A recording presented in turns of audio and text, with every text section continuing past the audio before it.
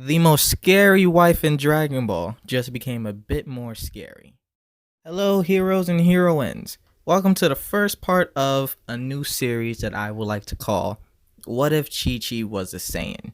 So, this is going to be like a new thing on my channel where I do like what ifs for like Dragon Ball Z and other types of anime. But first, I'm starting with Dragon Ball Z, and I'm starting with What If Chi-Chi Was a Saiyan? So, if you ever wondered what would happen different in Dragon Ball from from then to now, we're about to find out. So, let's hurry up and just dive into it. Okay? All right. Our story begins during the 23rd Tenkaichi Budokai, during the fight with Piccolo Jr.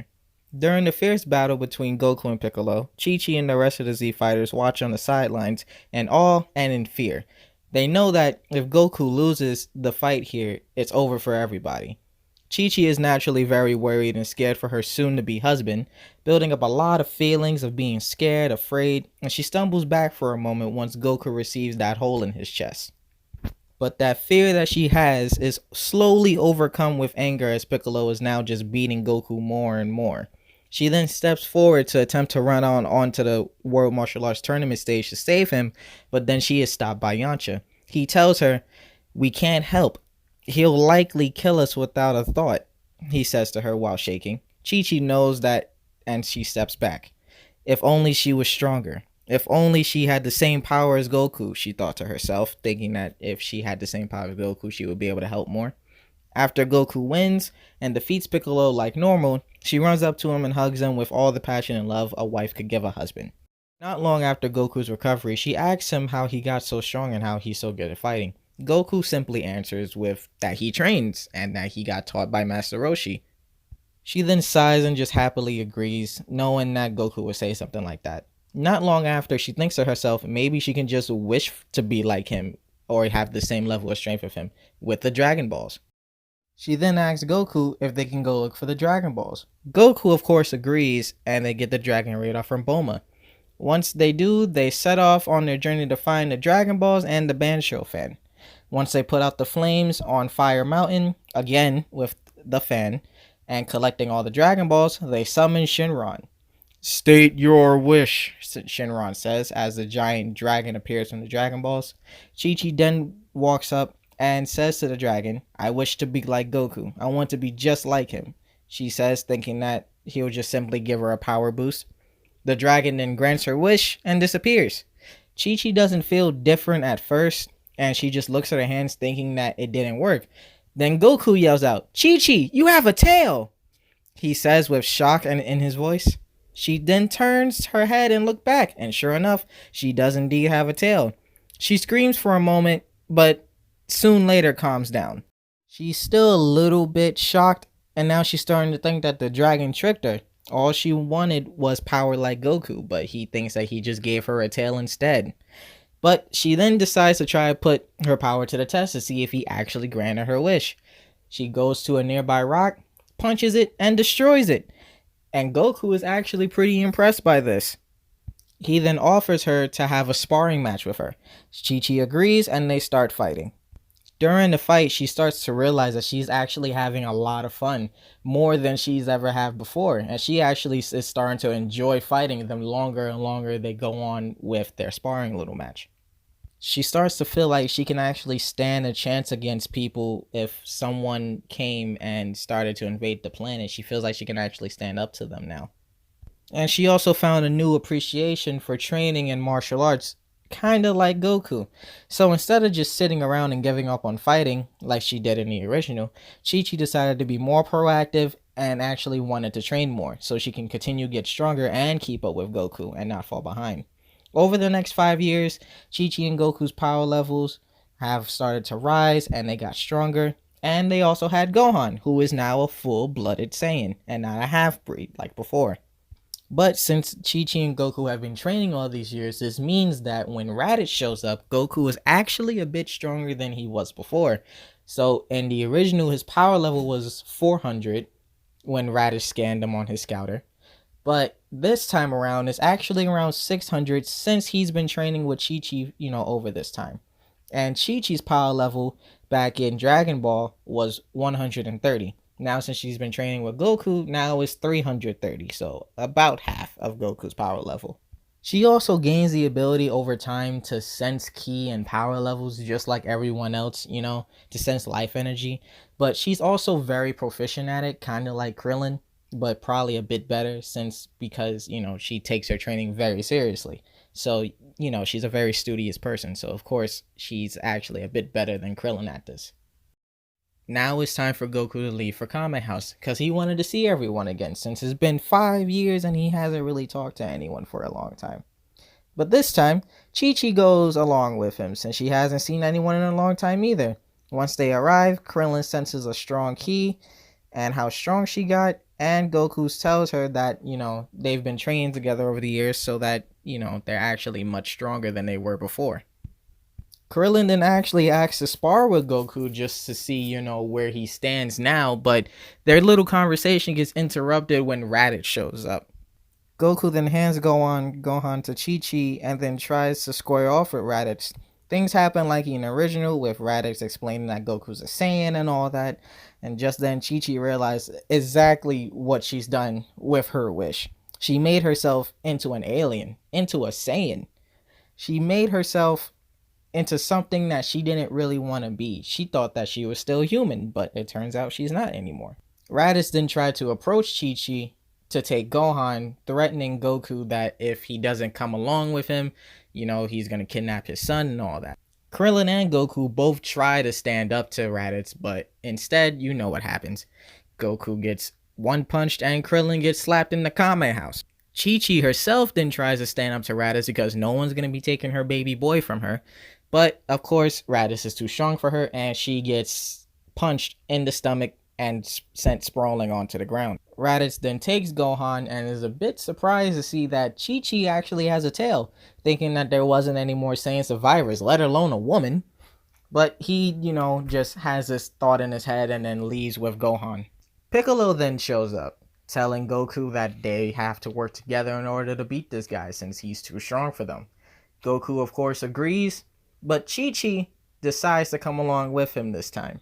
The main reason why Chi-Chi decides to go this time is because she doesn't want to see Goku get beat like that again about, what happened in the world tournament, before with Piccolo. She doesn't want to see this happen with Raditz either. Also, Raditz took her son, so I think she's a little bit upset about that.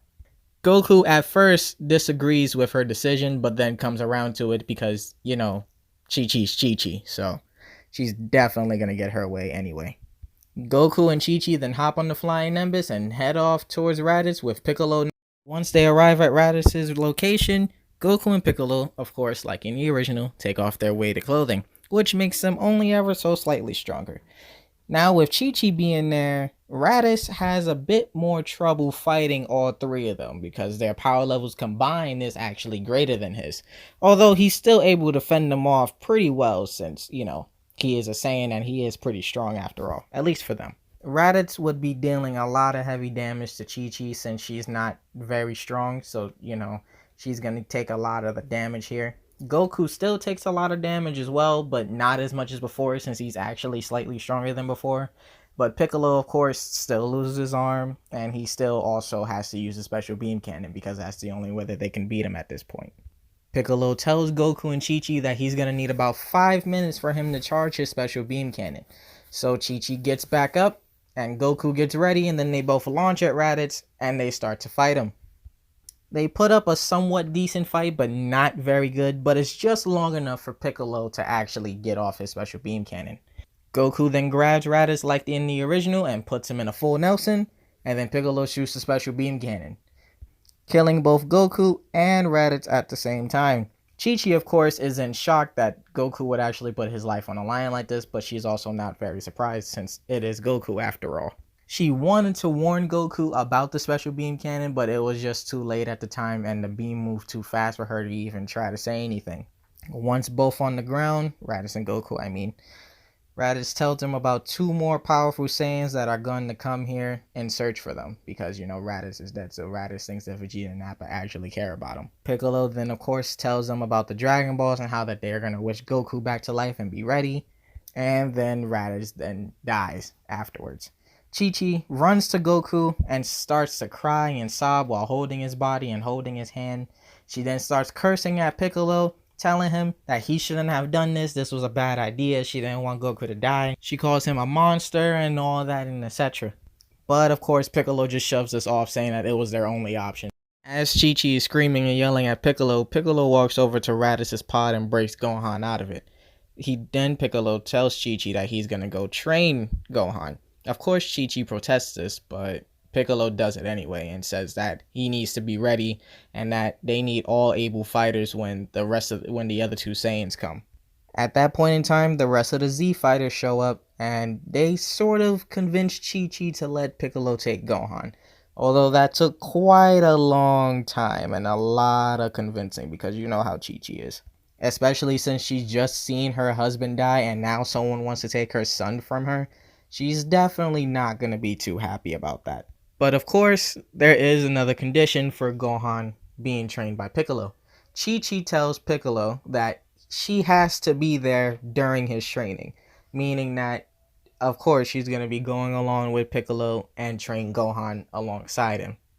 With that, Piccolo sadly, and because he really doesn't want to, but he agrees anyway, allows Chi-Chi to come along with him. They then tell everyone about what Raditz said about the other two Saiyans, Nappa and Vegeta, coming to the planet and how they all have 11 months to train. With that, everyone splits off, and now Chi-Chi and Piccolo are training Gohan, but things mainly go as the original, aside from when it's usually nighttime or whenever they're not watching Gohan. Piccolo and Chi-Chi sneak in some training for themselves so that they can also get stronger. And over time, as they're training Gohan, they're basically sort of parenting him at this point, where, Piccolo kind of picks up that sense of feelings for Gohan. Not those kind of feelings. Don't get your head out the gutter. But, like the kind of feelings like a dad would for a child. And Chi-Chi sees this and she starts to slowly appreciate Piccolo more, so they actually grow a little bit closer and become a little bit more, friendly towards one another. But unlike in the original, Piccolo and Gohan are actually stronger since Chi-Chi is there training with them. Since, they were training by themselves, they wouldn't get as strong as they normally would. But now, since they also have someone else who is also now a Saiyan, they too also get a power boost. So Piccolo's power level is now 4,500 and Gohan's power level is now 1,300. Chi-Chi's power level also increased and is now 4,100. Still slightly weaker than Piccolo, but she's no slouch. But Chi-Chi also got this strong because of a Zenkai boost. During one night, there was a full moon. Chi-Chi and Gohan both looked at the full moon, and of course, they became great apes. They started to tussle with each other, and surprisingly, Gohan actually had the upper hand. So Chi-Chi was a bit on the back foot for that, because Gohan was very fierce and really determined to hurt that other giant monkey who he did not know was his mother. Piccolo, trying to stop this, of course, sees the moon, blows it up, and, all that stuff from the original. Now 11 months have passed and Nappa and Vegeta have arrived on Earth. All of the Z fighters then meet up with Chi-Chi, Piccolo, and Gohan, and shortly after, Nappa and Vegeta arrive to where all the Z fighters are. And the fight is about to begin. But sadly, like in every good anime, that's where we're going to be leaving things for right now. So what do you guys think? How will the fight on Earth turn out now that Chi-Chi's there, and now that Piccolo and Gohan are actually slightly stronger? How do you think everyone else will fare against the Saiyans? Do you think Yamcha will still die from a Cyberman exploding? Well, leave a comment below and tell me what you think. Also, don't forget to like and subscribe.